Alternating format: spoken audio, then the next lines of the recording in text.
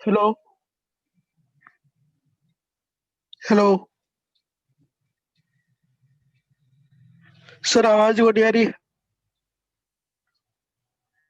आवाज नहीं आ रही।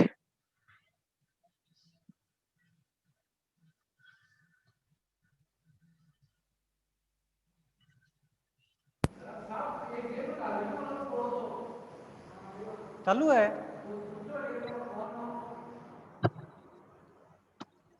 अब चालू।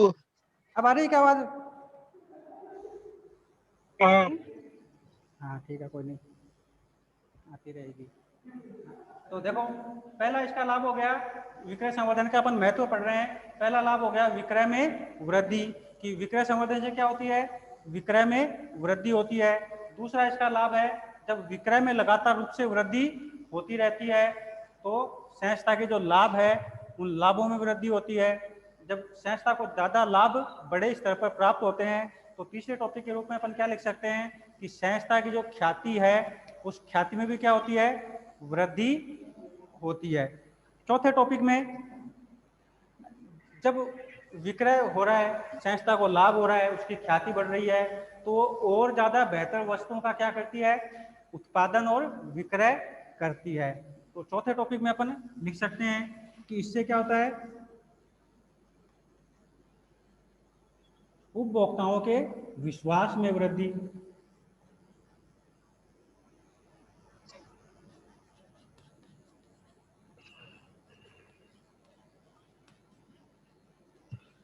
चौथे टॉपिक के रूप में लिख सकते हैं कि इससे क्या होती है? उपभोक्ताओं के विश्वास में वृद्धि होती है। कि जब अपन लगातार किसी चीज का विज्ञापन देखते हैं तो एक निश्चित समय के बाद अपने दिमाग में भी वो चीज क्या होने लग जाती है? सेट होने लग जाती है कि जब लगातार इसको टीवी पे दिखाया जा रहा है तो इसमें कुछ ना कुछ तो अच्छी बात होगी। तो एक बार अपने को क्या करना चाहिए? इस वस्तु का प्रयोग करके देखना चाहिए कि इससे अपने को लाभ होगा या नहीं हो रहा। तो वो किससे होगा? लगातार रूप से यदि अपन उस चीज को सुनेंगे, देखेंगे, कि अपने को कोई रोज ये बोले कि आपको ये काम करना है, आपको ये काम करना है, आपको ये काम करना है, तो एक निश्चित समय के बाद अपने दिमाग में वो चीज क्या हो जाती है? फीड हो जाती है कि हाँ आज करके ही देख लें कि क्या होता है। या तो परिणाम क्या आएगा? सकारात्मक आएगा या नकारात्मक आएगा। तो कम से कम रोज का झंझट तो क्या हो जाएगा? खत्म हो जाएगा। तो इससे क्या होती है? उपभोक्ताओं के विश्वास में कमी होती है। अब उपभोक्ताओं के विश्वास में जब वृद्धि होती है तो उसको क्या मिलने लग जाते हैं? नए ग्राहक मिलने लग जाते हैं, है ना? कि मैंने एक को बताया, उस एक ने किसी दूसरे को बताया, दूसरे ने तीसरे को, तो जब लगातार वो श्रृंखला चलती जाएगी तो किसी न किसी बिंदु पर वहां क्या होगी? नए ग्राहक वहां जुड़ना प्रारंभ हो जाएंगे। कि पहले मान लो 10 व्यक्ति उसका उपयोग कर रहे थे, उस 10 ने कितनों को बताया? 10 को बताया, टोटल बात कितनों तक पहुंची? 100 जनों तक पहुंची। तो 100 में से कम एक या दो तो अवश्य ऐसे होंगे जो क्या करेंगे? उस वस्तु का क्रय करेंगे। जब क्रय करेंगे तो उसको क्या मिलेंगे, नए उपभोक्ता या नए बाजार में प्रवेश, है ना। या तो उसको क्या मिलेंगे, नए उपभोक्ता मिलेंगे, या वो क्या करेगा, राष्ट्रीय और अंतर्राष्ट्रीय स्तर पर क्या करेगा, अपने व्यवसाय को बढ़ाने का प्रयास करेगा।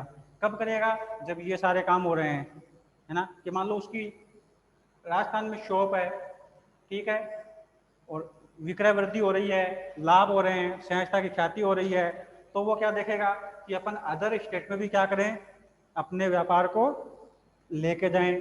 तो वो तो क्या हो गया, नए बाजार में प्रवेश, कि एक देश की सीमा से बाहर दूसरे देश में जाके, या एक राज्य से बाहर दूसरे राज्य में व्यापार करना, और नए उपभोक्ता हैं कि धीरे धीरे विज्ञापन, प्रचार, व्यक्ति की विक्रय, कटौती, डिस्काउंट, किसी भी माध्यम से उसमें क्या होते हैं, नए नए ग्राहक जुड़ते जाते हैं। अब नए उपभोक्ता बढ़ेंगे तो वापस क्या होएगी, बिक्री में वृद्धि होगी, है ना। कि पहले 10 व्यक्ति खरीदने वाले थे तो वो 10 इकाई बनाता था, अब 20 व्यक्ति खरीदने वाले हो गए तो 20 इकाई बनाएगा। अब जब इकाई ज्यादा बनेगी तो लागत क्या आएगी, ज्यादा थोड़ी आएगी, कम आएगी। जब प्रति इकाई उत्पादन ज्यादा होता है तो उत्पादन में आने वाली लागत क्या होती है, कम होती है। ये तो होता है कि एक तो अपन एक ही चीज बनाए घर पे, है ना, और एक साथ कई लोगों के लिए बनाए, तो खर्चा ज्यादा आएगा या कम आएगा, कम आएगा, क्योंकि सामग्री ज़्यादा लगेगी लेकिन उसकी कॉस्ट है वो क्या आती जाएगी, कम होती जाएगी, क्यों, वहाँ वेस्टेज कुछ नहीं होगा, है ना। जितना भी अपन ने मटेरियल खरीदा है वो सारा मटेरियल वहाँ पे कंज्यूम हो जाएगा, यानी उपयोग में आ जाएगा। तो इससे अगले वाले में क्या होएगा, प्रति इकाई लागत में क्या आएगी, कमी आएगी, है ना। कि प्रति इकाई लागत क्या होएगी, कम होएगी, और प्रति इकाई लागत में कमी आएगी तो उसके जो मध्यस्थ हैं, मध्यस्थ कौन कौन होते हैं, एक व्यापार के मध्यस्थ, मान लो फैक्ट्री में वस्तु बनी और वो कहाँ तक आएगी, अंतिम उपभोक्ता यानी अपने तक आएगी। तो है ना, अब अपने तक आने में उसको नहीं, वो नहीं कि फैक्ट्री में वस्तु बनी, वहां से अपने तक पहुंचने में किन किन माध्यमों का उसको रास्ता करना पड़ता है। तो सबसे पहले वो किसके पास जाएगी, एजेंट के पास, यानी एजेंसी में जाएगी। फैक्ट्री वाले उसको कहाँ भेजेंगे, एजेंसी में भेजेंगे।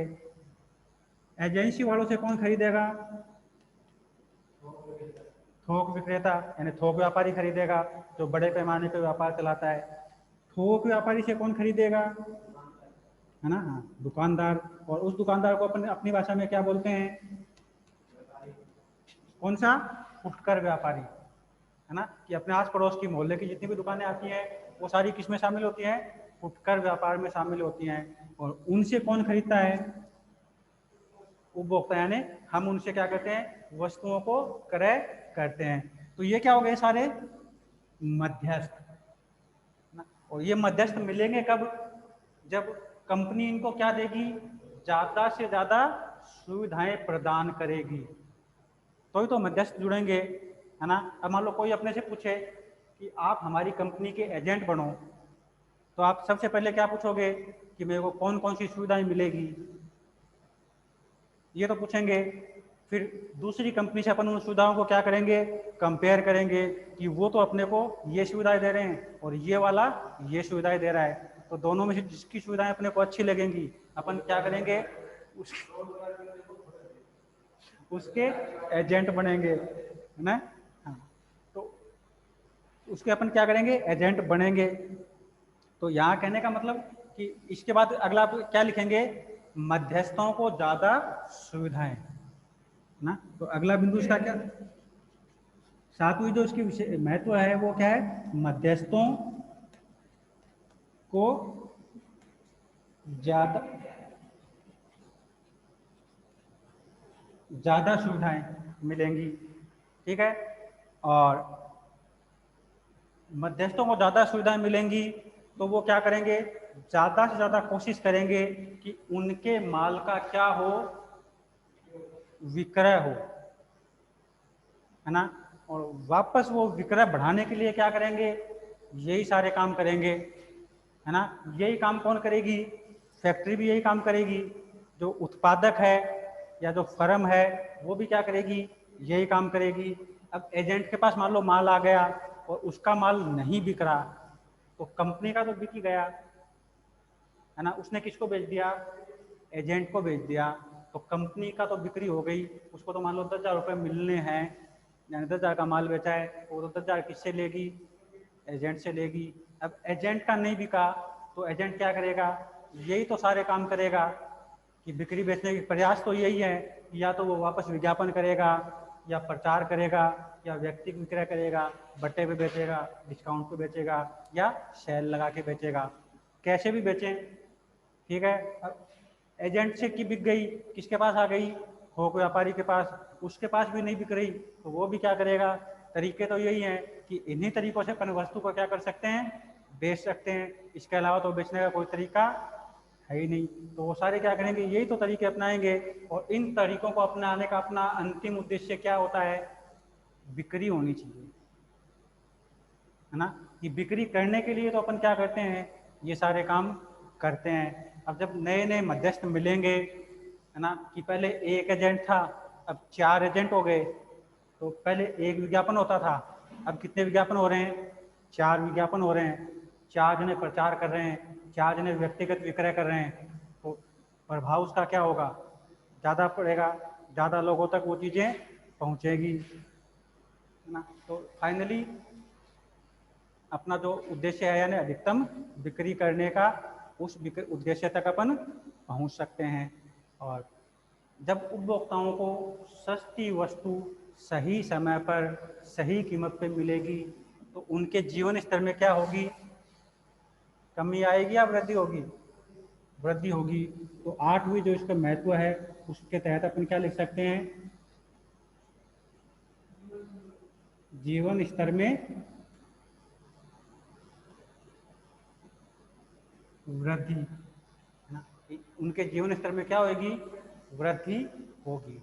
तो ये आज का अपना इसका एक टॉपिक था जिसमें अपन ने क्या पढ़ा, विक्रय संवर्धन का सामान्य अर्थ कि एक व्यापारी द्वारा अपने विक्रय को बढ़ाने के लिए जो भी प्रयास किए जाते हैं वो सारे प्रयास किसमें शामिल किए जाते हैं, व्यक्तिगत विक्रय में शामिल किए जाते हैं। व्यक्तिगत विक्रय में नहीं, विक्रय संवर्धन में शामिल किए जाते हैं। उसके बाद में इसकी परिभाषा है, 2 परिभाषाएं होंगी किताब में, 2 से ज़्यादा भी अपने को मिल सकती है। याद कितनी करनी है, एक परिभाषा याद करनी है जो उसको क्या लगे, अपने को इजी लगे, यानी इजी से अपन उसको क्या कर सकते हैं, याद कर सकें, वो परिभाषा अपने को इसमें से याद करनी है। उसके बाद में अगला टॉपिक अपन ने क्या पढ़ा, इसके महत्व है कि विक्रय संवर्धन के महत्व है क्या क्या है, क्यों विक्रय संवर्धन किया जाता है, व्यापार के लिए क्यों जरूरी है। तो क्यों जरूरी है, सबसे पहला उद्देश्य इसका महत्व है, विक्रय में वृद्धि करने के लिए व्यापारी क्या करते हैं, विक्रय संवर्धन की क्रियाओं या प्रक्रियाओं या माध्यमों का क्या लेते हैं, सहारा लेते हैं।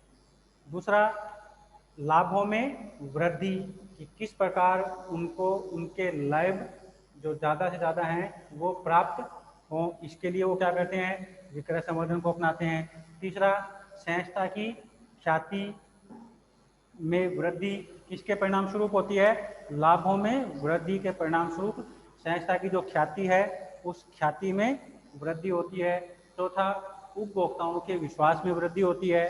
पांचवा, नए उपभोक्ता या नए बाजारों में उनको प्रवेश मिलता है। छठा, प्रति इकाई लागत है वो क्या आती है, कम आती है। जब ज़्यादा बिक्री होगी तो वस्तुओं की ज़्यादा मांग होगी और उस मांग को पूरा करने के लिए अपने को क्या करना पड़ेगा, ज़्यादा वस्तुएं बनानी पड़ेंगी। और जब वस्तुएं बड़े पैमाने पे बनेंगी तो उसमें क्या आएगी, प्रति इकाई लागत में कमी आएगी। और लागत में कमी आने पर अपने जो मध्यस्थ अपन क्या कर सकते हैं, उनको ज़्यादा सुविधाएं प्रदान कर सकते हैं। और अगला है जीवन स्तर में इससे वृद्धि होती है। तो ये आज का अपना टॉपिक था। इसमें से आपको कोई टॉपिक पूछना हो, है ना? अब तो काम कितना कर लिया आप लोगों ने नोट्स का जो मैंने भेजा था 4 पार्ट तक? स्टार्ट कब?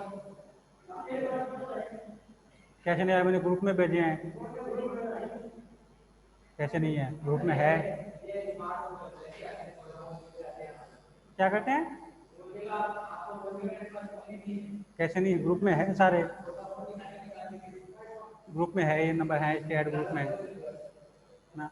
सबको 4-5 तक के पीडीएफ भेजे हुए हैं, है ना। और 5 के और 6 के में जैसे आज कॉपी आ जाती है मेरी नोट्स वाली, है ना, उसके बाद में 5 के और 6 के भेज देंगे, है ना। अपना याद करते रहो साथ साथ, फिर ये देखोगे कि एक साथ अपन याद कर लें या सिलेबस कम हो जाएगा, तो वो तो बाद की बात है कि कितना कम होगा। और एक साथ याद भी नहीं होगा कि अपन ये सोचें कि सिलेबस, मान लो अगर ये माने कि अपन कि उन्होंने क्या कर दिया, 50% सिलेबस कम कर दिया, तो अपन 50% भी एक साथ याद नहीं कर पाएंगे, है ना। तो टोटल कितने पार्ट हैं अपने? 15 पार्ट हैं। अब 15 में से ये मान लो कि उन्होंने कितने कर दिए, 7 या 8 पार्ट कर दिए, तो वो 7 या 8 पार्ट भी अपन क्या नहीं 7 तो हो गए, लेकिन वो अपन एक साथ याद थोड़ी कर लेंगे। उनको करने में भी, अगर आप मान लो बाद में कॉपी में करोगे, तो करने में भी कम से कम कितना टाइम लगेगा? 1 माह का टाइम लगेगा, यानी 1 महीना तो आपको वो होमवर्क करने में लग जाएगा। और एक ही सब्जेक्ट थोड़ी है, 5 सब्जेक्ट हैं, है ना। हाँ, अब 5 महीने सोच के देखो कि परीक्षा कब दोगे? 1 हफ्ते में नहीं होगा। डेली का एक चैप्टर 30-30, 35-35 पेज के हैं ही, तो मैंने थोड़ी बनाए हैं, है ना। कि मैंने ये थोड़ी कि मैंने चैप्टर बनाए हैं, चैप्टर तो अपनी जो आगे से बुक आई है उस बुक के अकॉर्डिंग है ना। और ये अपन क्यों सोच के चले कि सिलेबस कम होगा? तो कौन से कम करेगी, वो बाद की बात है ना। कि वो मान लो 1 से लेके 15 तक पार्ट हैं, है ना, तो उनमें से वो कौन से कम करेगी अपने को थोड़ी पता है ना। कि वो शुरू से कम करेगी या लास्ट में से हटाएगी या बीच में से हटाएगी या पूरी यूनिट हटाएगी या यूनिट में से 1-2 पेज हटाएगी। क्या क्या कहते हैं?